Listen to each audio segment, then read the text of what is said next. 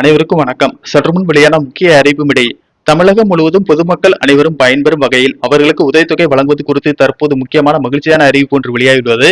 இதை பத்தி விரிவாக நம்ம வீடியோல பார்க்க போறோம். வீடியோவை கடைசி வரைக்கும் ஸ்கிப் பண்ணாம பாருங்க. வீடியோக்குள்ள போறதுக்கு முன்னாடி இந்த வீடியோக்கு லைக் பண்ண பெருசுக்குங்க. வாங்க வீடியோக்குள்ள போகலாம்.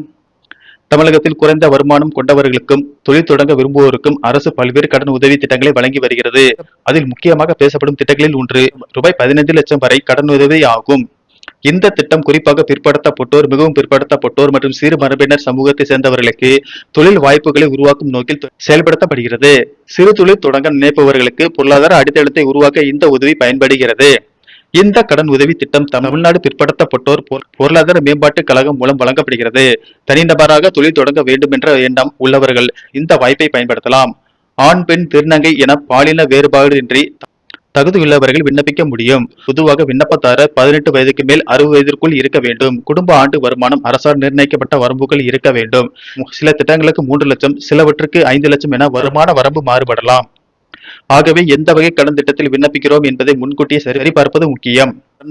ரூபாய் 15 லட்சம் வரை கடன் கிடைக்கும் இந்த திட்டத்தில் நிதி பங்கீடும் குறிப்பிடத்தக்கது. பெரும்பாலும் திட்ட செலவில் பெரும் பகுதி அரசு அல்லது தொடர்புடைய நிதி நிறுவனம் ஏற்கிறது. பயனாளர் ஒரு சிறிய பங்கு தொகையை முதலீடாக செலுத்த வேண்டியிருக்கலாம். இதனால் தொழில் தொடங்கும் ஆரம்ப சுமை குறைந்த மூலதனத்தில் தொழில் அமைக்க முடிகிறது. கடன் வழங்கும் போது தொழில் திட்டத்தின் நடைமுறை தன்மை, பயனாளியின் தகுதி, திருப்பி செலுத்தும் திறன் போன்றவை ஆய்வு செய்யப்படும்.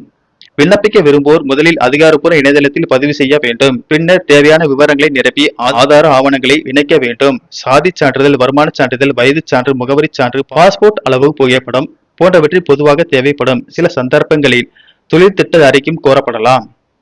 ஆன்லைன் வழியாக விண்ணப்பித்த பிறகு மாவட்ட அளவிலான அலுவலகங்களில் ஆவண சரிபார்ப்பு நடைபெறும். தகுதி உறுதிப்படுத்தப்பட்டால் கடன் அனுமதி வழங்கப்படும்.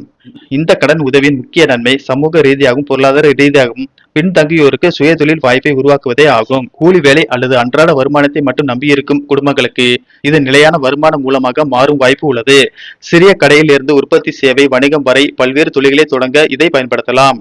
சுருக்கமாக சொன்னால், தமிழக அரசு தரும் ரூபாய் 15 லட்சம் கடன் உதவி திட்டம் தகுதியானவர்களுக்கு நல்ல வாய்ப்பாக அமைகிறது. நன்றி, வணக்கம்.